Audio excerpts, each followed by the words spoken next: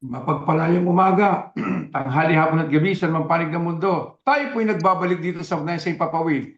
Kami po ngayong gabi ay limang magigiting na mga kaugnayan ninyong makakahalubilo ngayong gabi. Tatalakayin, mainit pa ang issue tungkol sa nangyaring rally sa EDSA, lumipat sa Liwasang Bonifacio at ngayon nagsiuwi na raw. At marami tayong tatalakayin tungkol sa impeachment, sa mga kaso ng mga plunderer ng mga senador at kung ano-ano pa. Ito po si Edwin De Jesus Reyes, muli nagbabalik dito sa Ugnayan sa Impapawid. Kapegay! Okay, so magandang gabi po sa inyong lahat. Tulad ng sabi ni kasamang Edwin, Huwebes na naman ang gabi ngayon, ikadalawa ng Hulyo, taong 2026. Sana ay nasa tabi na kayo ng inyong mga gadget upang samahan kami sa loob ng isang oras na balitaan. Kapjin. Isang magandang gabi, Europa, at magandang umaga po sa ating bansang Pilipinas. Araw na naman po ng Huwebes. Sama-sama na naman po tayo sa Ugnayan sa Impapawid. Gin De Jesus po mula sa Migrante Bologna. Makalag na pagbati po sa lahat. Ito naman po si Edith Centeno de Jesus, ang kalahati ng Team Box.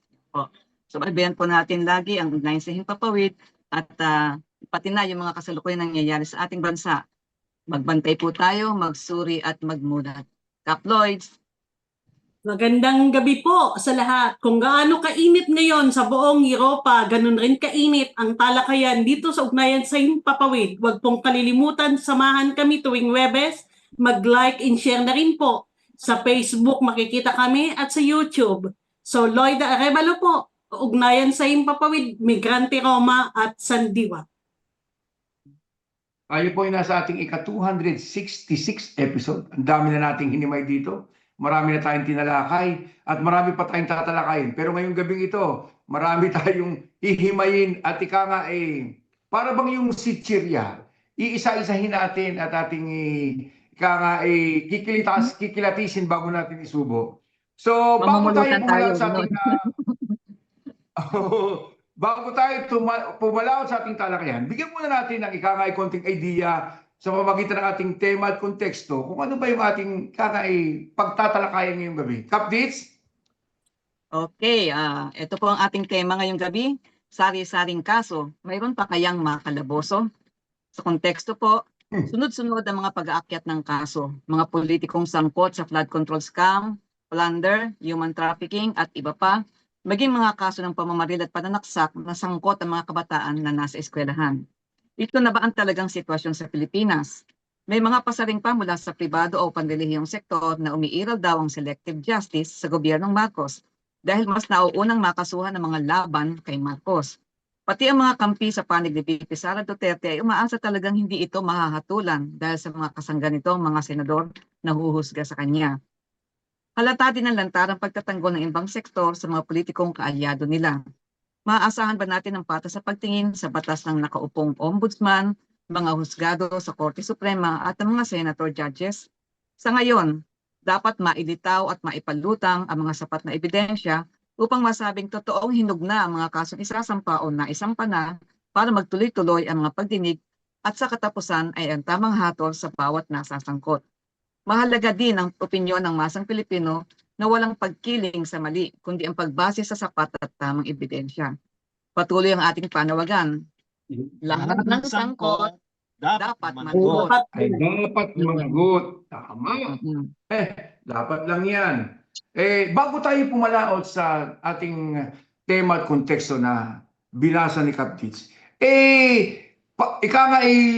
bigyan muna natin ng konting oras itong usapin ng nangyaring picnic baga o rally ito nangyari ito na 3 araw na nangyari, nagsimula sa EDSA at natapos sa Liwasang Bonifacio. Ang sabi marami daw nabigla. Ako hindi ako nabigla, talagang totoo nga naman, hindi naman nakabigla-bigla dahil expected na natin yan. Simula yan parang scripted na, nakahanda na. Simula nung si Marcoleta ay magsimula na magdrama-drama na siya daw ay uhuli. Ina-expect na natin na may mangyayari mga ganyang pagkilos mula sa Iglesia ni Cristo. Kayo ba? Anong opinion? Kapegay, anong masasabi mo? Ito ba'y talagang kabigla-bigla, spontaneous? O kasi imposible namang spontaneous, sa dami ng bus. Tapos organisado talaga yung di ko naman, baka magalit, yung paghahakot, di ba ka?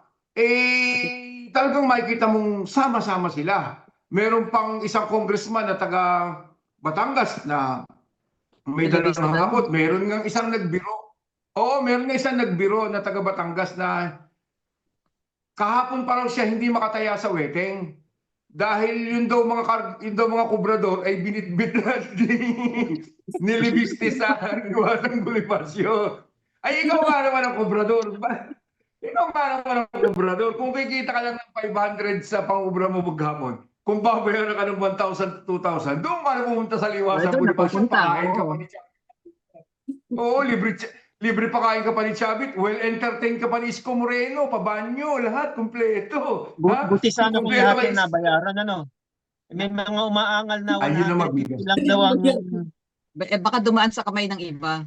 wala pang pakain. Meron nga daw 100 pesos na lang na-estapa pa eh. Oo. Kawawa naman yung mga yun. O Lugi siya, pa sa yung ating pamasahe. eksperto, yung ating pinaka-political eksperto dito, Kapegay, ano mo masasabi mo dyan O, saan yung ba ating nagsimula political yan? analyst. Ito na.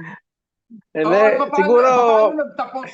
Nagtapos na kanina eh. Ano ba ang masasabi mo dyan? ayun nga, medyo nakakabahala nga yung pagtatapos kanina, gawa ng may haka-haka.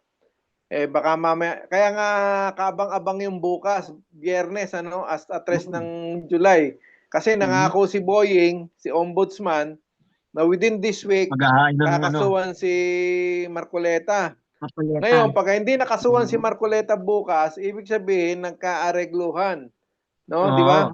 Pero Hindi ang na siya Marcoleta. Marmelata na siya. Ay, marmaleta. marmelata. Marmaleta Kaya na. nga kaya nga nung 'di ba, 2 days sila sa EDSA tapos kahapon kakanina nilipat nila sa Liwasan. Marami nga nagsabi kanina, sabi buti naman at nilipat nila sa Liwasan, bakit kanyo? Kasi at least doon may ni Bonifacio yung KKK, no? So kung nilipat nila ron, andun si Marcoleta, may 2K, si Alan Cayetano, may 10K, 10K. saka si Amy na walang K. Walang K.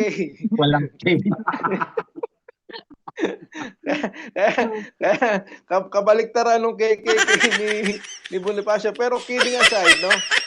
Actually, hindi naman tama si Kapedi, hindi naman nakakagulat yung surprise rally ng INC nung Martes, di ba? Dahil linggo pa lang, ina-announce ni Peebles Talakera yan eh.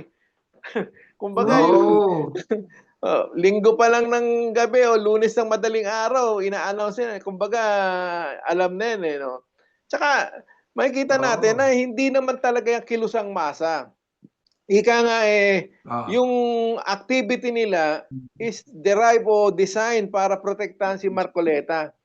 Hindi yan katulad ng EDSA 1, EDSA 2 na talagang bugso ng damdamin ng sambayan ng Pilipino na nang gusto ng pagbabago. Yan gusto ng proteksyon. Hindi naman yan hindi political move yan ng isang grupo para protektahan yung sekta, para protektahan yung kasama nila. No, sino naman ang kakagat sa ganon? Katulad ng sinabi nyo, tama nga, malamang na karamihan dun sa mga nagpunta ron, yung hinakot, bayad yun. Hindi naman siguro pupunta yun dun ng hindi sila kumita, di ba? At marami Pero naman siyempre, hindi nila nagpatotoo. sasabihin bayad yun, kundi parang allowance, parang ganun, parang Certo, pabaon. certo. Ang dun tsaka makikita natin, di ba? Si Bongbong Marcos naka-schedule umalis kahapon, July 1. Kaya nga nung Martes, no, nung hapon na sinabi ng Malacanang na tuloy si Marcos nung kahapon, isa lang ang ibig sabihin nun, walang threat, no, walang banta. Kasi hindi aalis si Marcos kung may banta eh. Kung sa assessment ng national security niya may grave threat talaga na pabagsakin siya, kung magiging sustainable yung pagkilos, hindi aalis yan. Di ba? Pero yung the mere fact nung Martes pa lang ng gabi, in-announce ng Malacanang na tuloy si Marcos ng July 1, ibig sabihin nun, talagang walang threat. No, kaya nga dyan, better luck next time na lang. Kaya nga nagtataka sila, sabi nila, bakit wala raw sumusuporta sa sa pagkilos. Tapos sabi nga ng mga komentaryo, maging ang militar, hindi talaga susuporta pabagsakin si Marcos. Bakit kanyo? Kasi kung papalit si Inday na na questionable na, no? Sino namang may matinong pag-iisip na magpapalis ka na isang korap tapos maglalagay ka ng Oo. Pabalikan panibagong ng mas korap. korap. Mas korap, di ba? Excuse me, walang alam naman logical, natin, ano? excuse me, maidugso ko lang sa sinabi mo na ang militar hindi susuporta. Alam naman natin lahat ng militar ay mga amboy yan, pro-American yung mga yan. Di ba ka? Alam natin na kaparehas din ni Marcos, pro-American. Ay kung patatalsikin nila, susuporta nila yung pagpapatalsik kay Marcos, ang ipapalit naman ni Vice Presidente na pro-China, ay masyadong ang malayo. May distansya pag sa usapin ng prinsipyo nila at bilang military. Di ba ka? Tama. Tuloy mo, ating political analyst. Hindi, sige, kaya Kaployd, ano Kape, yung guys. pananaw mo kahapon? Hindi.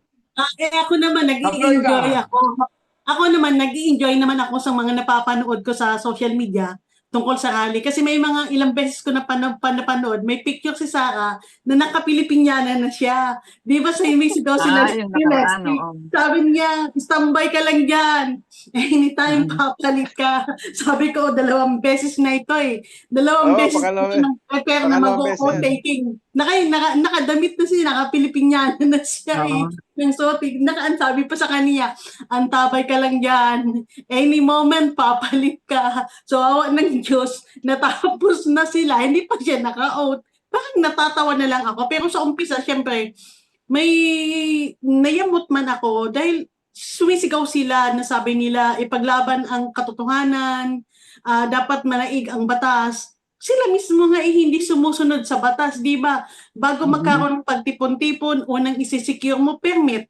Maliit man o malaki ang pagkilos na gagawin, dapat may permit ka galing sa gobyerno. Kung saan place yan, kung saan lokali, kung baga. Dapat may permit ka. Doon pa lang wala na silang permit. Ang mga sasakyan na naghahakot, binalandaran nila sa mga lugar na hindi naman mga parking area. Pangalawa, yung mga sasakyan or mga bus, mga kolorom, kasi hindi naman doon ang rota nila. Doon pa lang sa mga isinasagawa nila, dami na nilang violation. Tapos sasabihin pa nila, ipaglalaban nila kung ano ang katotohanan, dapat mangibabaw, don't bend the law. Yung mga ginagawa nila, labag na yun sa batas, tapos sisigaw sila sa bend of the law. Kaya minsan nayayamot ako na natatawa, ano ba ito? Grabe kalala ang Duterte virus na lumalaganap sa mga utak talaga nila. Katawa-tawa talaga sila. Yun ang observation ko. Yun ang reaction ko. Pagbibigay linaw lang doon sa binanggit ni Kaployd na permit, rally permit. Yan pala, ang sistema pala dyan, bago ka 5 bigyan days. ng rally, it will take 5 days. 5 days ang period before ng date na ni-request mo. Ay di doon pa lang may nilabag na dahil walang permit. Tapos the following day, doon mo makikita na talagang binibigyan lagi ng pabor ang Iglesia ni Cristo.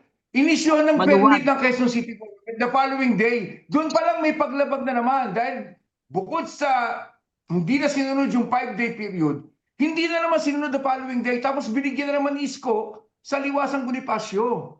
Hindi na raw kailangan ng permit. Yun naman ang dahilan niya. So, yun lang ang ano ko lang, yung take lang natin para maunawaan ng ating mga tagapanood na from the very start, talagang may nilabag na at umiiral talaga yung ano tawag doon, yung pagbibigay ng special treatment pagdating dito sa Iglesia ni Cristo ng ating mga lingkod, bayan, elected public officials. Take naman dyan. Parang ang laki ng takot nila sa sekta ng Iglesia ni Cristo eh. Masyado silang maluwag doon sa mga permit na yan.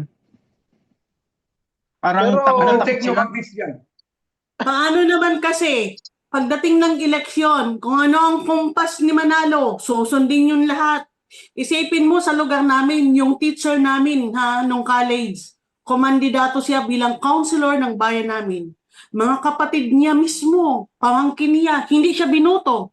Kapatid niya, pamangkin niya, hindi siya binoto. Paano yung mga kapatid niya, mga Iglesia ni Cristo, hindi siya nadala sa mga dapat iboto. Kapatid niya mismo, hindi siya binoto eh. Kasi Hindi may kasama order. sa listahan, hindi binoto. Ganun sila umapila, ganun sila Matindi. magbigay importansya. Kasi lagi Matindi lang pala talaga, tinitingnan, matindi nga. solid ang boto dyan eh. Malaking porsyento ang boto mo dyan pag nakuha mo yun, pag nadala ka. So yun lang ang basihan nila siguro. Kita mo si Yormi nagpalugaw. Kabits? Mm. Oh. Kabits? Anong take mo Oh. dyan? Hindi kasi sa Anong take akin, mo? basta tungkol sa mga ginagawa ng mga desisyon o opinion ng mga nasa mga relihiyong grupo, napakahirap talagang pasukin yung usapin na yan. Kasi di ba sabi nga may separation ng church at saka ng state. Pero sa nangyayari ngayon sa Pilipinas, smorgasbord ng tawag, parang halo-halo na eh. Tapos ngayon, ang pinupunan nila, yung mga Katoliko daw, bakit daw hindi nakikiisa sa kanila? Bakit daw sinusuportahan ang isang corrupt din na pinuno? Tinutukoy nila si Marcos. Pero para sa akin, nakita niyo yung mga naglabasan ngayon na mga nasa, ano tawag doon, yung parang e-type mo yung publicity. I am a Catholic and I don't support the INC. And I support ICC. Parang gano'n. ICC naman. Hindi, yung INC, yung rally, yung ginawang pagkilos ng ng INC. Dahil may mga Katoliko din na sabihin natin na panig din naman doon sa mga pinapanawagan nitong may mga Hatirin ng oo, ng tao. hatirin eh. Kaya wag nating i-ano yung sa relihiyon ng tao, kundi yun, sarili niyang yun, tawag doon, Desisyon. Paninindigan. na kung sino yung gusto niya. Hindi rin kasi may takot nga sila doon sa samahan ng Maaari sa pinuno. simbahan nila, oo. Kasi marami din sa Katoliko ang iba-iba ang iba-iba ang prinsipyo, iba-iba ang sinusuportahang mga politiko. Iba rin ang mga pananaw nila, mga point of view. Yun yung positive side ng pagiging Katoliko. Dahil may sarili kang opinion, hindi ka Sarili sinisingil. mo. Malaya kang ayun. pumili ng gusto mo, di ba ga? Oo. Kung ayaw mo kay Marcos, ayaw mo kay Marcos. Kung ayaw mo kay Marcoleta, Yun, ganun nga. hindi ka pwedeng i-pressure ng pamuno ng simbahan na, etong iboto mo. Nagbibigay Dito ka ng lang. simbahan Ayan, ng parang pamantayan. ganun. Oo, ng kandidatong matino, malinis ng konsensya, may kakayahan, may eksperyensya, pero hindi niya sinasabi kung sino ito. Hindi siya nagbibigay ng listahan, ito ay boto nyo, by hook or by crook. Di ba ka? Mr. Egay Bonson, follow up please. Hindi, pero Simple kung political, papansinin natin yung nangyari kahapon tsaka nung Martes, lalo na yung kanina. Kasi nung surprise nila nung Martes, umabot sila ng 15,000, no? Tapos kahapon umabot ng 6,000. Pero kanina 4,000 lang. Pero kung tutusin natin, yung 3 araw na yun, malayong-malayo yun sa bilang nung inorganize nila sa Luneta. Di ba sa Luneta, nasa kalahating milyon sila eh. No, di ba? Nung nagsalita pa si Amy nung, kailan ba yun? Nung last February lang yun, di ba? Tama. So, napakalayo, no? Kumbaga, doon pa lang makikita natin na yung INC hindi na rin ganun kasolid. Kasi, ang dyan, kung di ako lang kakamali, sa INC, pagka may ganyan pagkilos, semi-compulsory yan eh. Kumbaga, may checking of attendance doon sa venue eh. So para ka na rin kumbaga parang equivalent na rin yan ng kailangan sasamba ka ganon, Huwebes at Linggo. So maku-question. Kumbaga so katakataka na doon pala sa first day nung Tuesday yung surprise napakababa 15,000, di ba? So gusto ko lang sinabi mo no. Kaya doon sa nabanggit mo kanina na marami yung iba na nagdududa na kaya itinigil na ngayong gabi dahil bukas maaari nagkaroon ng hocus-pocus patungkol sa pagsasampa ng kaso kay Marcoleta ng Ombudsman. Iba naman ang ang take ko dyan, ang opinion ko dyan, kung bakit itinigil na yung rally kanina because hindi nila talaga, nakita nila, hindi umaakit ang bilang, bumaba. Tapos hindi nila naabot ultimong 20% ng target nila na 100,000. 100,000 yung nakita kong target nila yung sinasabi. Nung Wednesday kahapon dapat. Imbis na mag-increase, bumaba, nag-fluctuate, nag-decrease pa. So siguro yun yung yun na lang yung kinalang scapegoat na itigil na dahil na-attain na natin yung ating objective.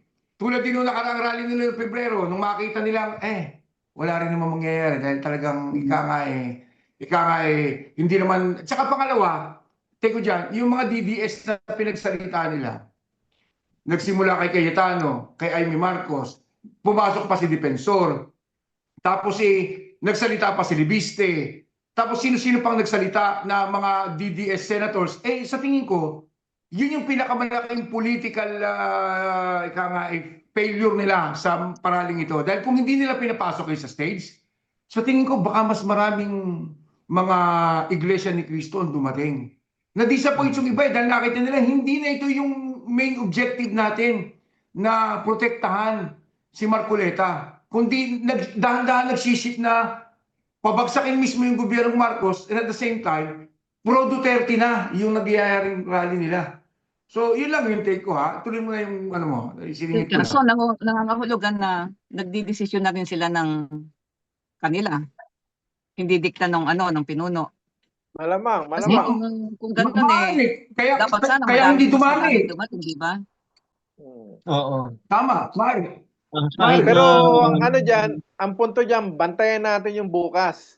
Kasi pagka hindi na isampa yung kaso kay Marcoleta bukas, may nangyari, di ba? Hindi lang yan. Dahil, di ba, yung matatanda natin, yung kay Joel Villanueva, 2 weeks ago, 3 weeks ago, sinabi ni Boying, hinug na yung kaso ni Villanueva. Tapos kahapon lang, nahilaw na naman. Paano nangyari yun? From hinog to hilaw. Di ba? So, doon pa makikita natin yung yung maniobra nila sa sa hostisya. Di ba? Hindi dapat Nilalaro mga mamamayang Pilipino. So, teka, minamaniobra nila, Kasi, papalayo. Minamaniobra nila, papalayo dun sa talagang pinakadulo, yung pinakaitaas. No? Yun na sa tuktok para lumayo dun. Si kasi, ang tingin ko kasi kay Rimulya, madaldal ka tama. Di na lang baga tumahimik niya at tapusin ng trabaho. Katulad noon, siyang unang nag-announce na si Bato may wakanto paras na. November pa lang yun. Tumahimik na lang baga siya noon, di na muna siya magsalita, trabaho na lang muna. Na yung i-announce na lang na nakasuhan na, nakapay ng kaso, may may warrant na. Hindi kay within this week, kakasuhan siya sa ganito, ganong ganyan. Ang daldal niya kasi, kita mo si Bato, nakapagtago tuloy.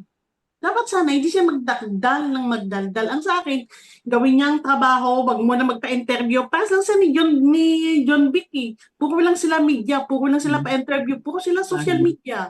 Papong malagi ba? Ang sa akin niya, tahimik muna sila, trabahoin niya ng maayos ang trabaho. Habang hindi pa na-file, hindi pa umaarangkada, wag mo na magbigay ng mga information. Tapos at the end, babawiin nila, hindi naman matutuloy yung mga pinagsasabi. Di pa silang mga katawa-tawa na anong klaseng government official ba? Anong klaseng kabinete sila? Para bang... Kaploida, yung speaking of Bato, Kaploida, may 1 week ago, may lumabas na mga chismis, bali-balita na may isang malaking religious group na lulusubin ng NBI o ng CIDG. Dahil sila raw yung nagkakanlong kay Bato. So, may mga ganong Oo, kumbaga may posibilidad. Kaya siguro sila nagdaos ng ganyang rally. Kumbaga parang pressure politics na rin. Hindi pa sinabi pero ganoon din. No? Parang woplas. Preemptive. Oo, preemptive. Bago tayo tumalakay dun sa main issue natin dun sa konteksto at tema natin. Itong kaso ni Marcoleta patungkol dito sa 75 million pesos na ibinigay sa kanya ng mga campaign donors niya. Malinaw naman yung pagpapaliwanag ng Assistant Ombudsman sa merit ng kaso. Ipinaliwanag niya kung bakit dapat kasuhan ng plunder at qualified na kasuhan ng plunder si Marcoleta. Ipinaliwanag niya kung saan mismo nanggaling yung ebidensya sa mismong bibig ni Marcoleta. Nag-mention siya ng pera, nag-mention siya ng mga pangalan ng tao. Tapos yung mga documents na isinabi nila, yung pirmado pa ng mga donors niya. So yun mismo dahil ang inaano ko lang, bakit kailangan maraming mamayang Pilipino, lalo na sa bahagi ng Iglesia ni Cristo, na pikit matang naniniwala? Samantalang maliwanag na maliwanag yung data sa ibinigay ng ombudsman. Libre naman ng Google. Kung wala kang tiwala sa ombudsman, i-research mo sa Google kung ano ba yung plunder law at kung ano yung sinasabing article na sinasabi ng mga yan, kung totoo nga ba yung nakalagay na yun, and then ikaw nang bumase. Sana bago ka pumunta doon, nagpabasa ka ng ulan, nagbilad ka sa arawan, nagpuyat ka ng kasisigaw, ni-research mo muna, di ba nga? Mabigat nga, hindi nga ganyan ang kalakalan sa kanilang sa kanilang reliyon. Kapegay, ano ba sa tingin mo itong kasong ito? May kahinatnan ba talaga ito o ito'y politically motivated lang tulad ng sinasabi ni Marcoleta na siya ginigipit lamang? Hindi, ang hindi lang si Marcoleta, 'di ba? Kanina nagsalita na rin si Robin na pati siya ipaparesto dahil hindi naman daw niya pinatakas si Bato, naglakad lang sila papunta ng kotse. Sabi ko, naglakad kami na pero nakatakas, di pinatakas mo rin. Tapos si Alan Cayetano, di ba? Sabi niya, isa-isahin na raw sila. May posibilidad kasi ganito yan eh. Kumbaga, balikan natin yung total magkakaroon na naman ng State of the Nation address si BBM sa July 26. So yung talagang ang tingin ko diyan, yung pagkakabulgar niya diyan sa corruption nung last year, yung tagline niya na mahiya naman kayo. Kumbaga parang damage control niya yun sa sa national election last year yung pagkatalo ng team niya. So para hindi siya maging lame duck, inano niya yung tagline na mahiya naman kayo. Ang problema, parang parang shotgun siya. Lahat tinamaan pati yung mga kaalyado niya. So ngayon siya, paano niya sasalagin yung kasi tumuturo sa kanya eh. 'Di ba? Tapos ang nilaglag na nila si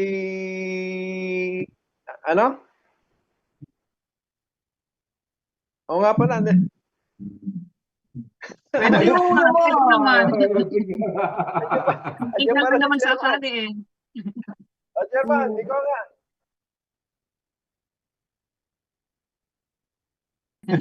Mahiya naman tayo. Dapat mahiya naman tayo, hindi kayo, kundi tayo. O, dapat sa SONA niya sa susunod, mahiya tayo. Mahiya naman tayo. Pero seriously, mga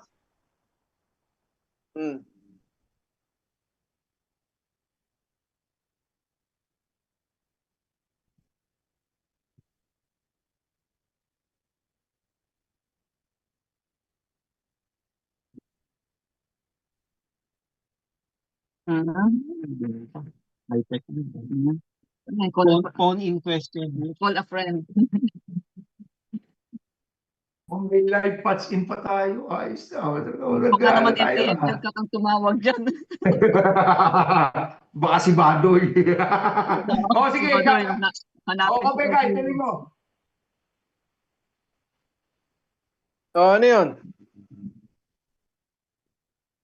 Saan?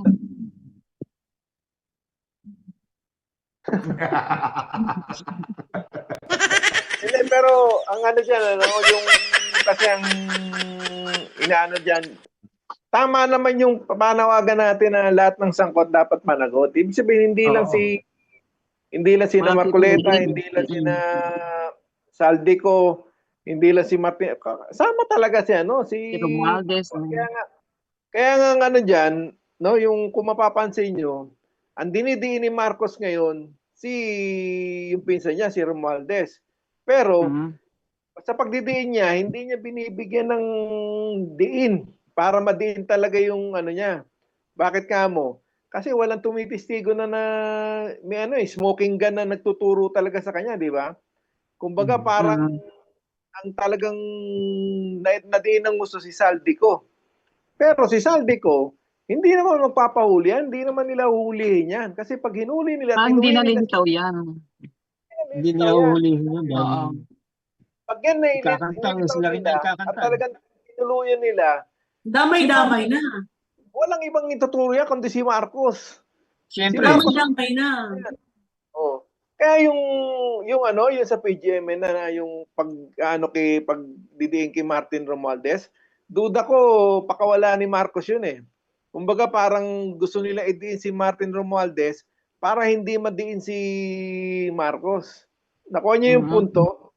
Nakuha niyo Oo, kasi para kumbaga maputol parang- na hanggang doon yung connection. Oo, para maputol na hindi na umabot kay Marcos. Yun yung ano doon. Kasi kung totoong anti-corruption ng PGMN, hindi na si Romualdez ang didiinan nila. Ididiin nila si Marcos. Bakit hindi Natin nila mismo. di ba? Mm. So, kumbaga makikita mo yung pattern. May pattern na gusto nilang idiin si Romualdez na hindi naman, Diyos ko, ano lang yan, kumbaga, Speaker of the House lang yan. Compare mo sa Presidente. Oh. Kasi sa GAA, yung General Appropriation Act, simula at saka sa katapusan, Presidente lang ang pumipirma dyan, ang dyan, nagbibigay ng final say. So, yung mga di ba yung corruption, sa lahat ng branches ng government, hindi lang naman sa DPWH eh. Di ba? May sa DOH, may sa Lahat BIR. halos ng ng departamento OC. meron. Sa di ba? Sa DBM din, yung last sa Parma nila, di ba? Kumbaga parang napaka na lolokohin nila yung taong bayan na ang korupsyon oo nga si Marcos ang nagsabi ng mahiya naman kayo. Pero hindi siya hindi siya hindi siya safe dito, no? Kita naman natin yung nangyari kay Jinggoy, di ba? Na sinabi ni Marcoleta, safe ka na. Asan ngayon si Jinggoy? Ayun, sumunod siya. Niwala siya kay Marcoleta. Naniwala sa Marcoleta. Sige po.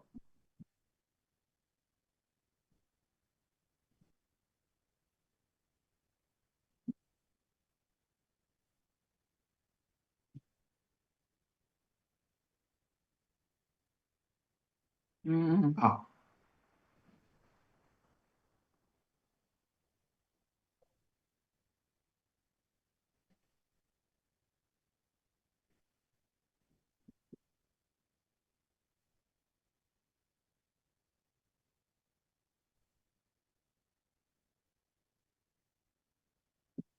Magulo.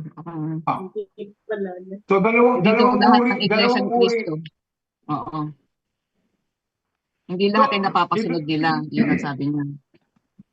So ganito na lang Total din lang ipinasok na ni Kapegay si Tambayoslos, si Bongbong Marcos at yung iba pang i-involve dito sa flood control scam na ito na nagsimula nga doon sa kanyang State of the Nation address a year ago, almost 1 year. A few weeks from now, 3 weeks from now, 1 year na yan, simula na sinabi niya. At marami silang sinabing mga pangako, may magbabayad, may makukulong, may sinabing, makukulong ng Pasko, natapos na yung Pasko, yung Paskong pagkabuhay, may sabi pang mainit ang pagiging mainit ang tagaraw. Di ba ang mga Diskaya na-aresto na? Ang mga Diskaya na-aresto na, naipakulong na. Si Jinggoy, may achievement na si Marcos, kahit pa paano. Si Rebilla, napakulong na, may achievement na rin siya kahit pa paano. Ang problema, Kaploida, yung mga pangako na marami ang makakasuhan at magbabayad sa batas. Maraming mga big na po fish. yung congressman na inakusahan Bakit wala pa? So ngayon, oo nga.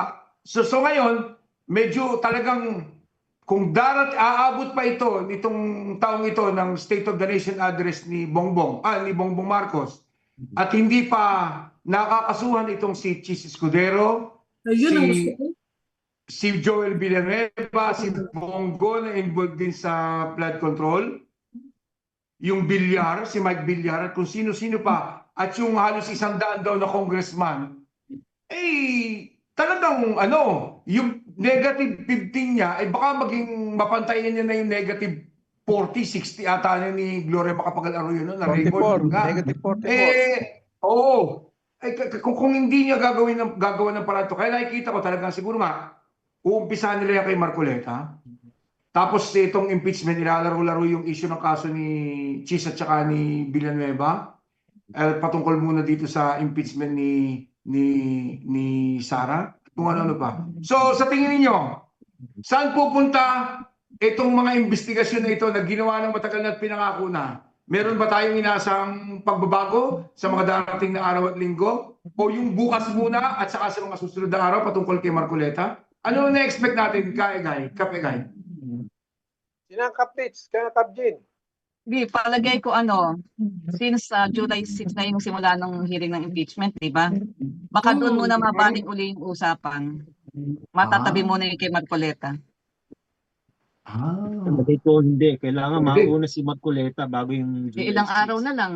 Hindi, bukas nga yung Oo. Kaya yung bukas, depende bukas. Pag hindi tinuloy ni Boying yung pagkakaso kay Marcoleta bukas, Mhm.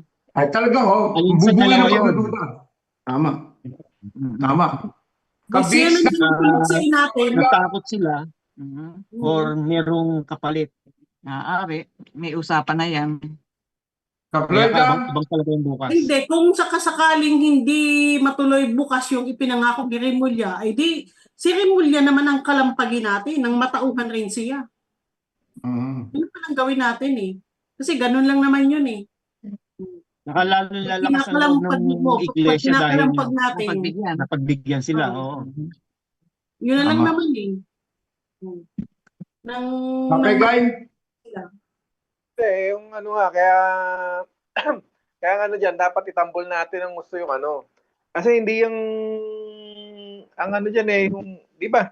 Sabi nga nung mga DDS, ba't di raw tayo sumasama yung Katoliko? Kung gusto nila, dapat sumama sila nung linggo doon sa People movement, di ba? Yun, totoo. Mhm. Movement yun, yung nangyari nung linggo doon sa People Power Monument din. Talagang sinusulong ng mga yun ng kontra-kurakot talaga para sa bayan talaga. So, yan mo Walang kinikilingan. Kinikilingan yun. Yung byline mo, walang kinikilingan. Yung ang interest Okay. ibig sabihin, yung kinikilingan. maano naman tayo, maiba naman tayo. May tanong lang ako sa inyo. So, una sa issue ni Marcoleta, kag sa kali na nangyari, antay natin ang magiging resulta bukas kung itutuloy ni Remulla. So ngayon, may tatanong lang ako sa inyo, maiba naman tayo ng topic, total headline, rin ito, trending rin ito.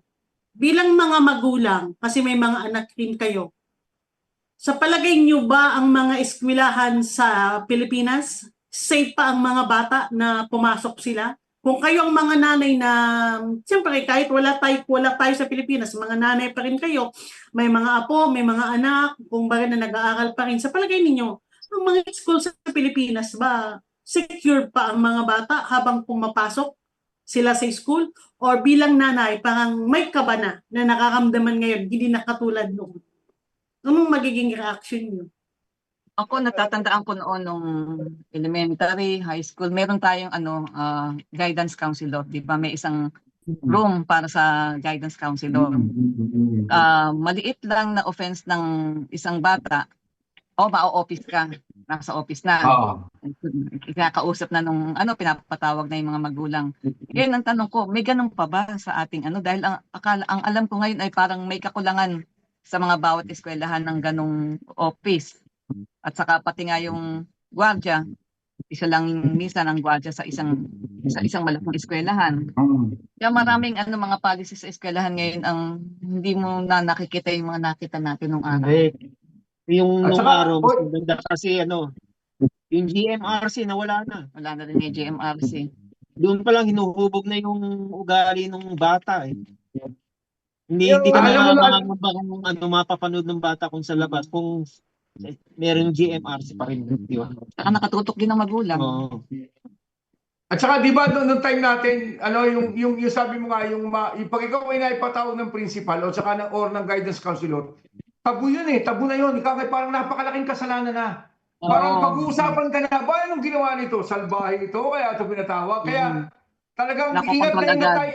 Ingat na ingat tayo sa ating mga pagkilos at saka mga ginagawa natin. Attentive tayo na, hindi tayo pwedeng matawag ng mga... Office ka.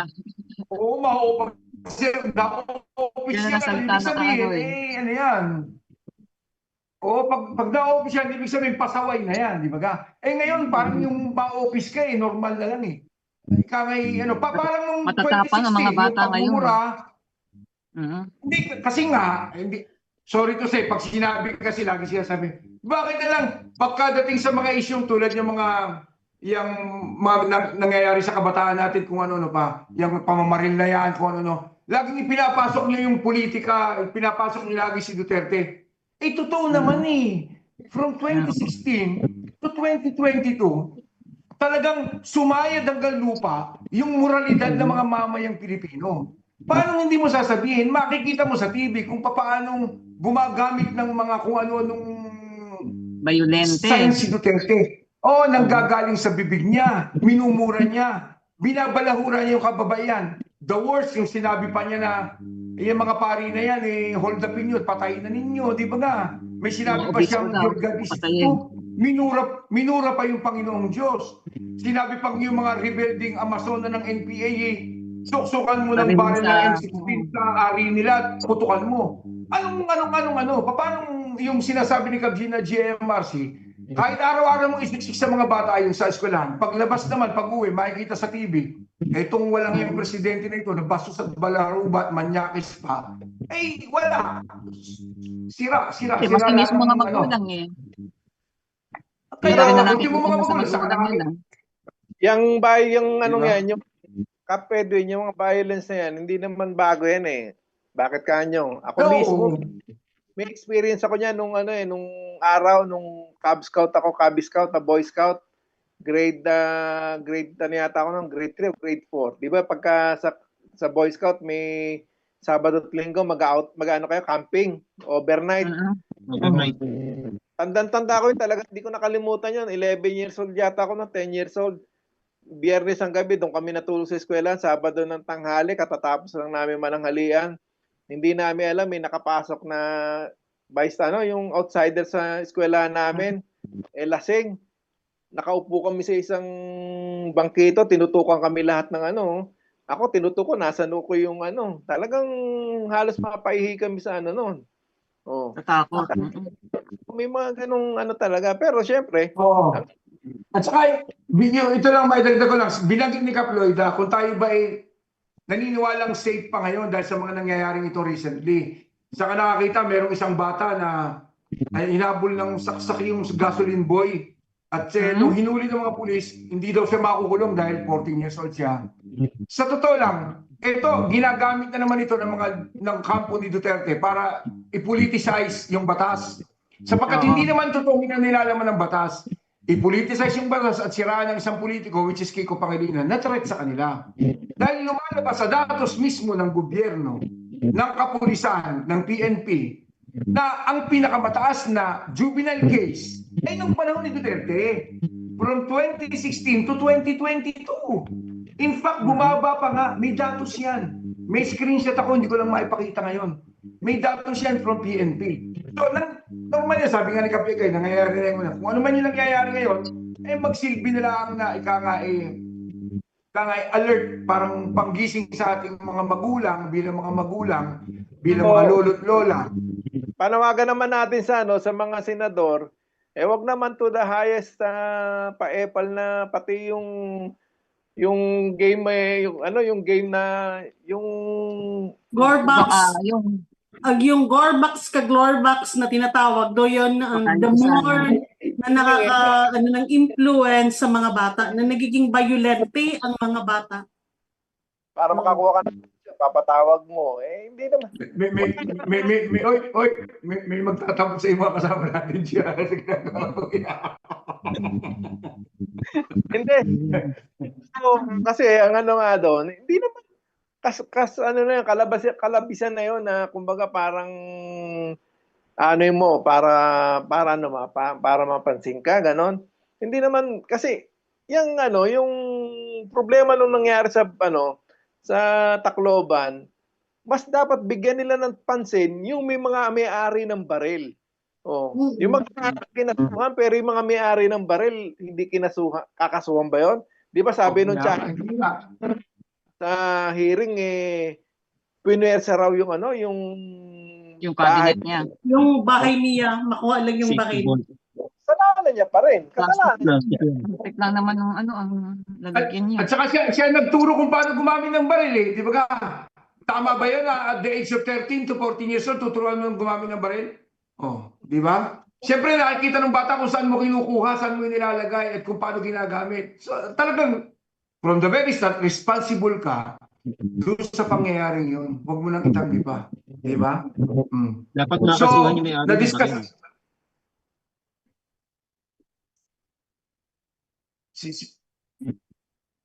Hindi, yung ano yan siguro, yung electric fan. Hanggang ano. Electric fan. Meron din ako, pinatay ko. Meron din ako eh. Kami pala din eh. Talagang Ayun, mainit eh. So, na-discuss na natin yung tungkol dun sa tungkol dun sa kay Marcoleta, na-discuss na natin yung dun sa mga involved at saka yung pangako sinabi ni Marcos na mahiya naman kayo. Na-discuss na rin natin yung issue ng tungkol sa mga kabataan. Pasok naman tayo dito sa darating na impeachment trial na mag-start daw sa July 6. Ano sa tingin ninyo? Tuloy-tuloy na ba ito? Magkakaroon ba ng magandang talakayan? Dahil from the very start pala, kita natin na itong tawag dito, defense team ay maraming hocus-pocus na gustong gawin. Meron daw silang 90 surprise tawag dito, na testigo na hindi nila pwedeng i-reveal ang mga pangalan. Baka lalabas na ngayon yung mga chichiryang nasa likod ng Si chichiryang Mary pangalan. Grace Piatos, baka naman dumating. Oo, mas mabuti. Di ba? Para maliwanagan. Kaya nga eh. Sa linggo, bibigyan ko ng ano yan, ng timeline yan. Pag sa linggo, hindi nag-resign si Inday, si Sara, ibig sabihin, kaya niyang lusutan yung Lusutan. impeachment. Pero pag nag-resign siya sa linggo, isa lang ibig sabihin noon, talagang hindi siya pagbibigyan. Hopeless case, parang ganon. Pag nag-resign siya, kung itutuloy o hindi ng impeachment court, doon Hindi, magkakatalo.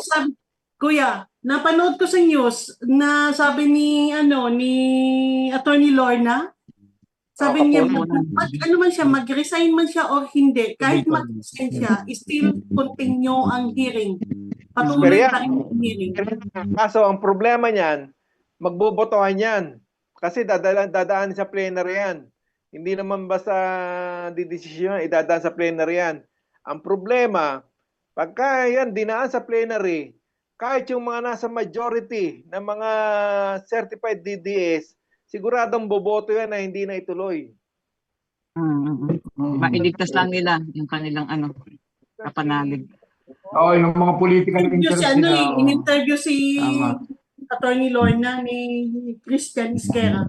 Still sabi nila tuloy yun. Mag-resign man siya o hindi pa rin siya safe. Patuloy pa rin ang kaso. Patuloy pa rin ang trial sa niya. Pero ang problema nga, pagkadaan sa plenary, kasi didesisyon na ng plenary yan, Halimbawa, nag-resign siya sa linggo. Mag-aano yung impeachment court. Pag-uusapan, itutuloy pa ba natin o hindi na? Siyempre, pagbobotohan yan. Doon magkakatalo. Yung mga talagang DDS na nasa majority, siguradong boboto yan na hindi na ituloy. Yun yung Kasi dalawa lang naman yan eh. Yung isa na gustong matuloy ang proseso ng impeachment trial dahil hindi lamang ang main objective is matanggal sa pwesto si Sara, kundi mabuksan sa mata ng mamayang Pilipino kung ano yung nilalaman ng ebidensya. Kung ano yung kasong isinampa ng prosecution na kung saan patungkol sa corruption, patungkol sa pagbabanta, sa mga hidden bank accounts, na kung saan nanggaling yung sinasabing bilyong piso na pumasok sa bank accounts ni Sara Duterte, tapos ang kanyang salin ay 80 million lang. Di ba ka? Marami kasing tanong. Tulad halimbawa, magtataka ka, kung ikaw ay isang ordinaryong mamayang Pilipino, aba, 80 million lang ang salin ni Sara. Yung combined salin nila mag-asawa. Tapos merong pumasok na labas-masok na bilyong piso. Pangalawa, kung 80 million lang, saan mo kinukuha ngayon yung ibinabayad mo dito sa 16 na mga dikampanilyang abogado? na ang minimal assessment ng mga eksperto ay binabayaran ito ng 5 hanggang 10 milyong piso kada buwan. Almost 24 months na niyang nang hinahawakan ng mga itong kaso niya doon pa sa unang impeachment, ang abogado niya ang mga yan. So kung kukwentahin mo yung 24 times 10, almost 240 million ang ginastos sa mga abogadong yan. Saan ang galing yun? Ba't hindi kasama sa 88 million yun, di ba? Yung simpleng ano lang yun, bukod pa yung mga kaso ng ng mga Ill-gotten tinatawag dito, confidential Kapegay. funds, di ba?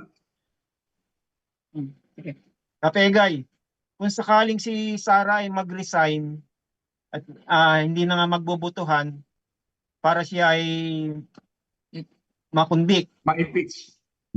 ma-impeach. Kung siya ay resign na, pwede na siyang kasuhan sa ombudsman. Oo. Yung plunder. Ano? Yung headset mo, headset.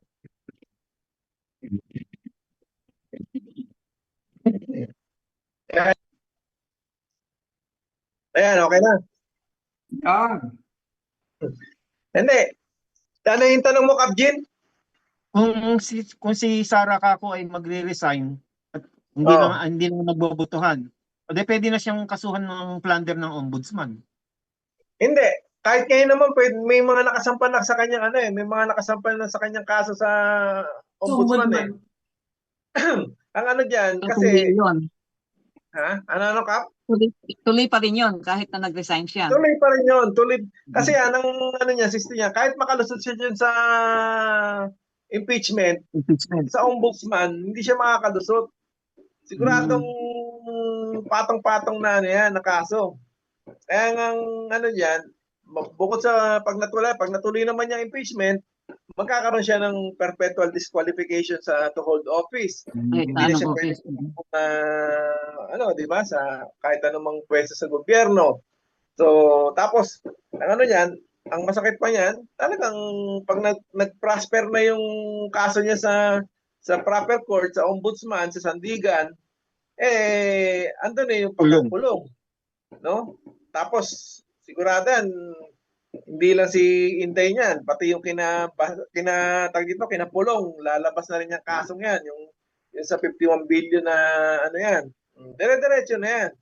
Kaya nga, di ba ang natin dyan, sana, pagka nagkatuloy-tuloy na yan, na nagkaroon ng kaso yung mga kurakot, dapat sa 2028, ang maupo, yung talagang tunay na magsisilbi sa taong bayan. Na para pag nakakulong na yung mga kurakot na yan, hindi sila mabibigyan ng presidential pardon, hindi sila papakawalan. At kailangan dalawang sunod na na presidente na anti-Duterte, anti-Marcos. Para kumbaga, yung mga tulad niya, may mga pangalawa na, may pangatlo pang nakulong na, di ba? Para hindi na makapang-apat. Kasi malaki sampal na sa ating sa taong bayan, di ba? Nakulong na una, nakulong na pangalawa. Kaya malalakas ang loob na gumawa uli eh. Di ba? Parang parang tayong niloloko ng harap-harapan, di ba? Yun yung doon, yun ang masakit doon. Ako, reaction ko lang, I wish lang sana magdagdag naman sila sa qualification. I-amend nila ang Omnibus Election Code. Magdagdag naman sila ng qualification. Dapat lahat ng mga kandidato o lahat ng humawak ng posisyon na nagkaroon na ng kaso, pagbawalan ng tumakbo. Kasi kahit sabihin man si Estrada pabalik-balik sa kulungan, binusog niya ang distrito niya. Pag kumandidato siya ng congressman sa lugar niya, ibuboto siya ng mga taga sa kanila, ng lugar nila. So sa akin, Kaploida, hindi lang siguro qualification ng mga candidates ang dapat nating itambol o dapat nating ikampanya. Alam niyo kung ano? Dapat number 1 pa rin. Dapat yung election system maging hybrid. Kasi hanggat hindi magiging hybrid ang election system natin, para tayo sumusuntok sa buwan. Hanggat automated yan. Actually, kuya, maraming kulang, maraming dapat ayusin, maraming dapat baguhin kung tutuusin. Sa national category, ganun talaga. Pero, Hindi, magsimula tayo dun sa ano sa sa hybrid. Kasi pag yan na hybrid, no, naging ang hybrid, alam naman natin kung ano ibig sabihin ng hybrid, kombinasyon ng manual tsaka Kombinasyon, automation, oo. automated, no? So ibig sabihin, pagka nangyari yan, doon pa lang medyo mahihirapan na silang makaporma.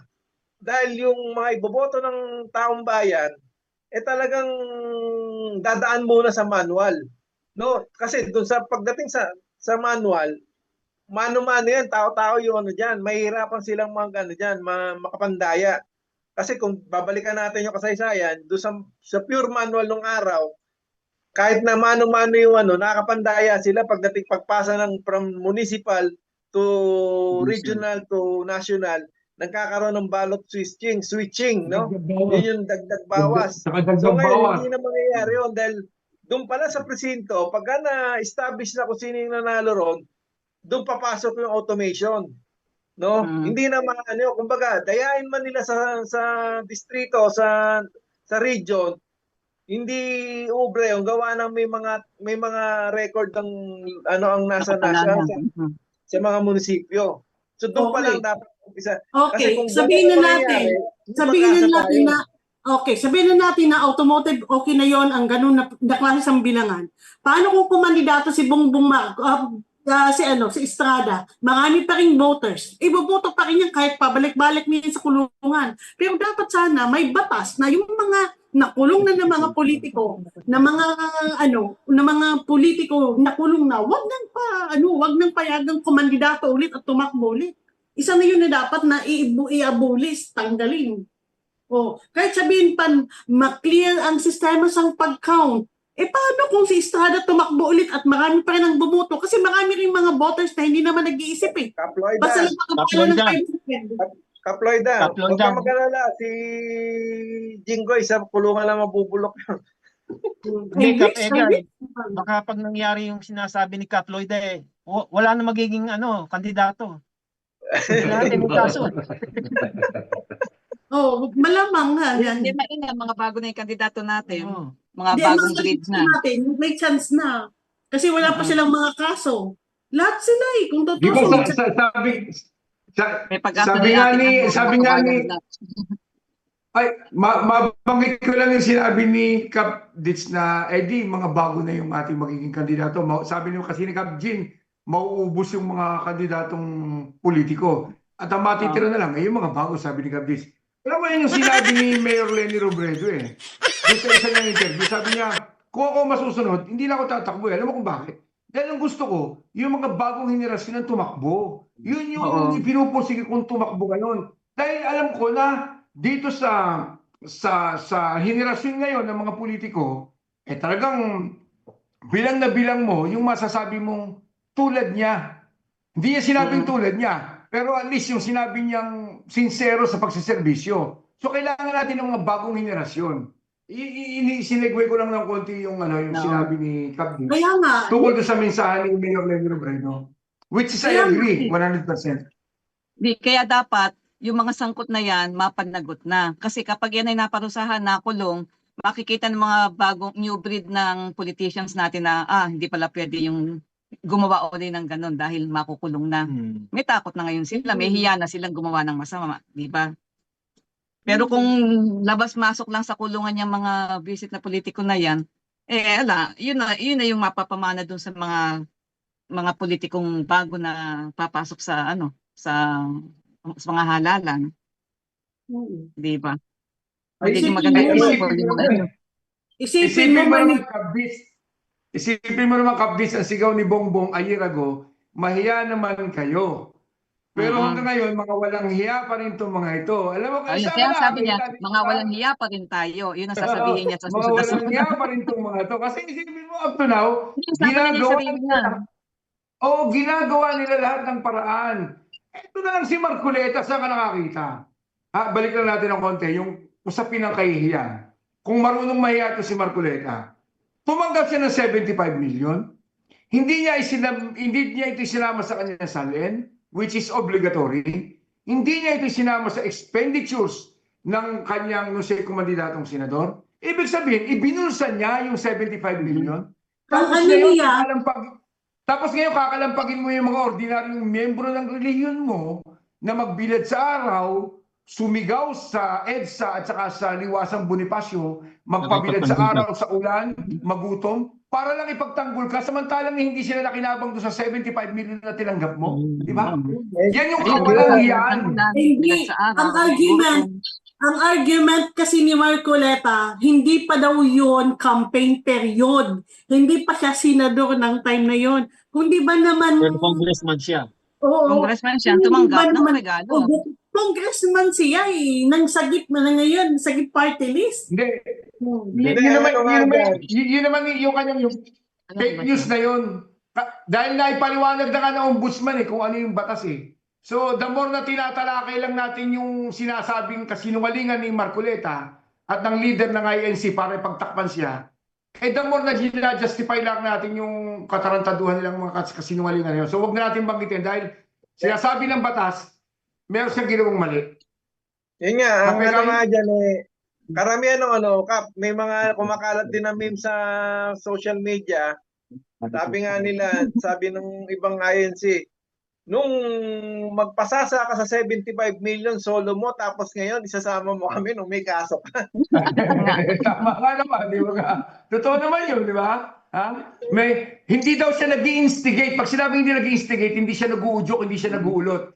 Pero pumunta siya doon, tapos diniscuss niya yung kaso niya. Ay di anong tawag doon, di ba ka? Nagpapaawa ka, di ba ka? Yung Kwento lang. ganun. Ay, napapansin ko lang. Tingnan nyo, nanonood sa atin ngayon si Ka Jerome Adonis ng KMU, si chairman. Oh, Namimiss good yata point. yung Europa eh. Nasaan ba tayo si Kajiro? Nasa Euro pa rin? Daw Kaji mo, suot ka ng t-shirt mo. Ayan no, Ka Jerome, look. Alas. Hindi man lang, hindi, kung alam ko lang may mga t-shirt si Kajiro, sana naka-request. Yun nga lang, baka wala siyang 3XL. Hindi ka napun... Uy, meron. Yun ang natira. Puro size mo ang natira. Meron pa? Hindi, nasa maleta niya. Ay, Jesus Marie. Pag-uwi ko na lang, pupunta ako si Kajiro.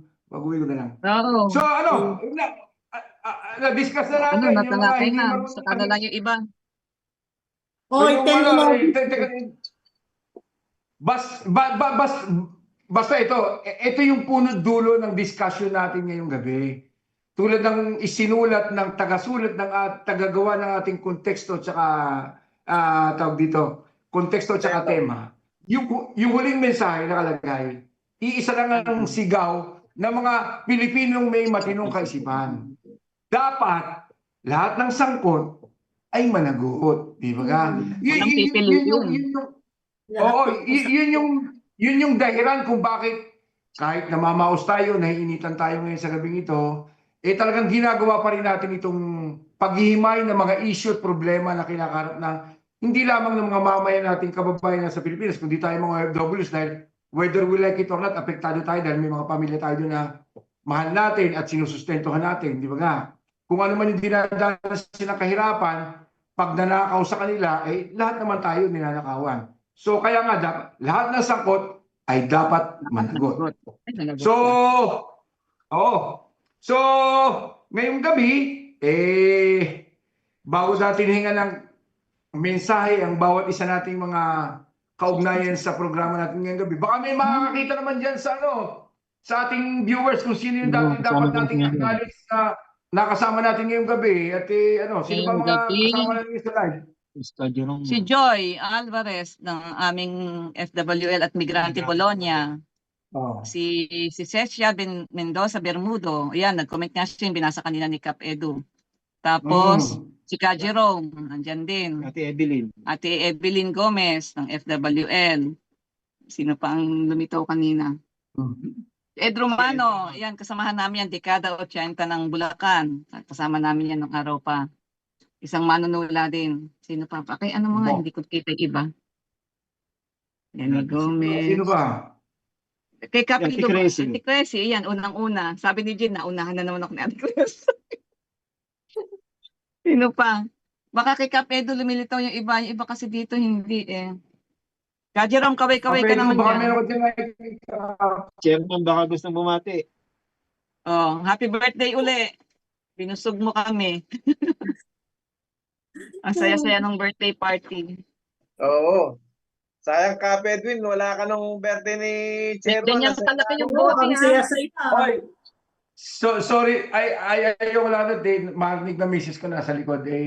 Nung nakita yung mga video ni Cap Edu ng birthday niya, sabi, ba't hindi ka pumunta? Sabi ko, alam mo namang medyo hindi mo ganda pakiramdam ko. Sabi, sayang na sayang, ang ganda ng birthday ni Cap Edu. Sabi niya, ang ganda oh.